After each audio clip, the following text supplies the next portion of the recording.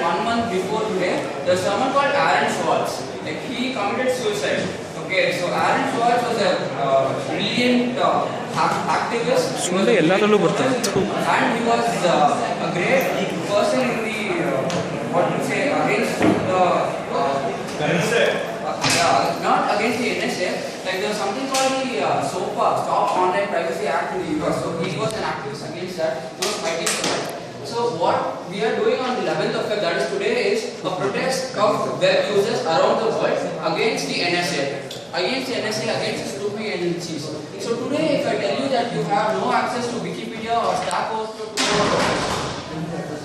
today, if I tell you that there is no access to Wikipedia or Stack Overflow tomorrow, how will you start about doing your projects? How will you even think of doing something innovative without access to knowledge?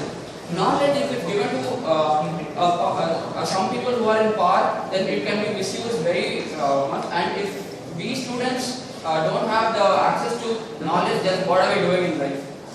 So this is about this video is about Aaron Swartz and what he did. So this thing is in the, we'll take I'll talk about Aaron Swartz. The other day I was talking to Ajay Kumar's first, which I was interrupted. So yeah, I complete from I start from where I left. We use an internet political activist. So there's this SOPA Act we talk about, Stop Online Privacy Act. So he was supporting for it, but the Congress didn't pass it. The Congress in the US, they didn't pass it, but after a year, due to a lot of pressure, these guys passed it.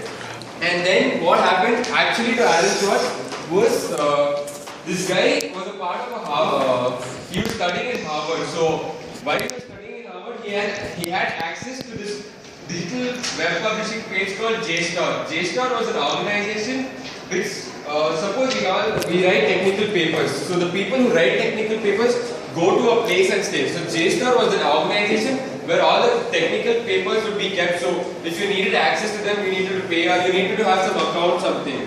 So this guy had an account from MIT. They were given, because Harvard and MIT, they were given an account. So what he did was, he thought it was really wrong for people to servers. He hacked into the MIT network and he released the papers public. Everything went public.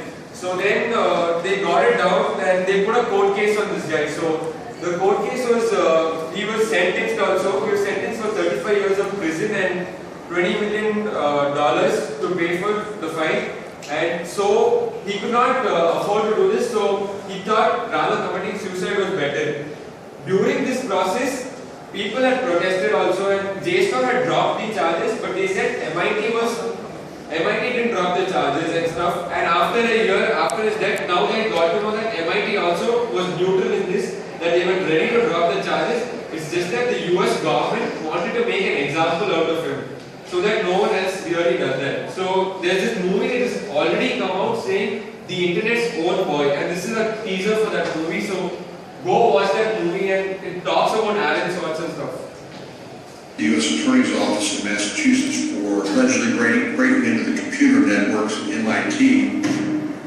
He was charged with crimes that would have carried a penalty of up to 35 years in prison and $1 million fine, raising questions of prosecutorial zeal, and I would say even misconduct. Have you looked into that particular matter and reached any conclusions?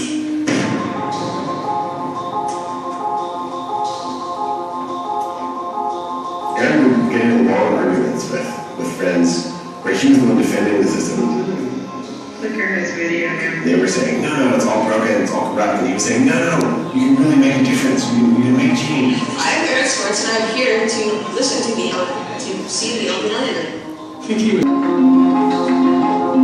In areas of uncertainty and change, we don't know what the right answer is. And there's a lot of people who want to go on being as it is. And there's another set of people who are saying, we want to, as Wallace Stevens once said, remember the phrase, search the possible for its possibleness.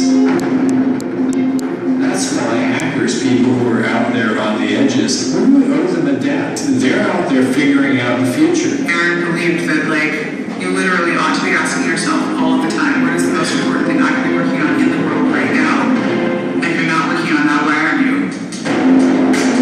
I feel very strongly that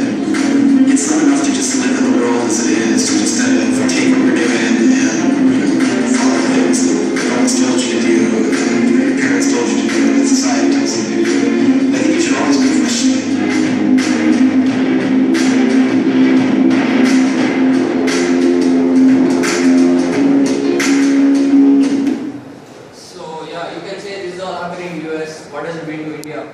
If you are damn right, it just means to India. Your country's very own policies is tracked by the NSA. If we make a deal with Iran about the oil deals, it's tracked by the NSA. If you send a mail to your friend, it's tracked by the NSA. Do you want some other country's fools to be snooping into each and everything that you be doing on the net? They know more about you than you know more about yourself. That is the truth today. So that is why today, in the remembrance of, like the commemoration of the Aaron Swartz death anniversary, as well as the online protest against the NSA, we are called something called the Day We Fight Back. Together, as WSs around the whole world, we unite together, we support this cause called the Day We Fight Back. The things what you can do is you can tweet on this hashtag, it's called Stop the NSA. Stop the NSA for good, man. There's no into your things. Do you want to let that happen? You don't, right? How many of us use WhatsApp here? All of us use WhatsApp. So how many of you figured out that how does WhatsApp earn money? WhatsApp actually earns money by selling the data they have actually with them. That's the thing inside. Every big organization, every big country earns a lot of money every year by selling the data. Everything we do on the net, safe enough where people cannot really track you. There are ways. So when I send an email to Abhiram saying something is happening tomorrow, people know about it in the world. The NSA can track all of it. So there are a lot of technologies which we would like you to look into, and yeah, just look into them, you can use them. So for texting, guys on Android, there's an application called Text Secure.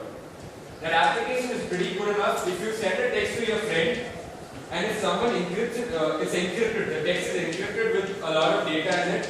So if someone supposedly gets it in the other hand, he will not be able to decrypt the text. There's something called email encryption also works like this. There's something called a private key and a public key every user has. So when I'm sending a message to someone, I sign it with their public key. So supposedly I was supposed to send an email to Abhiram. I have Abhiram's public key and I have my private key. So what I do is I lock the email with that. So when the email reaches Abhiram and he opens it with his private key, that time the email is actually decrypted. Else it cannot be really decrypted. So we wanted to look into such kind of technologies. There's something called secure browsing. All of you use browsers like Chrome, Mozilla and stuff. There's a browser called Tor. It helps you go through a relay of networks. What happens exactly is now when I try to log in on google.com, it goes to google.in. That's the Indian server. So what happens is I'm directly connected to the Google Indian server. So it's really easy to locate, trace back. But when I'm connecting to Tor, what happens is I go through a relay of network. That is, I connect from here to some guy in China, some guy in China to some guy in Germany, and there's a big relay, and then I finally go connect to google.com.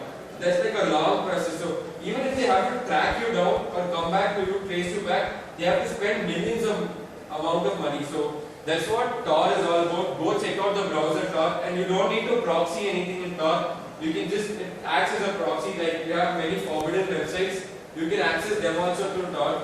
That is one thing. You can check out the email encryptions that happen. How is email encryption done? Start using applications like Text Secure when you're texting your friends and stuff. These are the small things you can do to stop your data being leaked to others or your data being sold to other people in the world. So this is how we're supposed to do our part. Do you guys know that recently, like 3 months back, I read this article in the Times saying, even if you're online, even if you do not log on to the internet, this computer, the NSA will have the data of this computer, and that's practically impossible because you're not connected to the net at all. Still they have the data. Apparently nowadays the ports in the internet, the printer ports, your USB ports and stuff, they have certain amount of data they can carry into. So this certain amount of data is carried into that, and once they are on the net access, it goes onto the net. So please look into such kind of stuff and stop yourself from being raised enough or something. So stop NSA. Today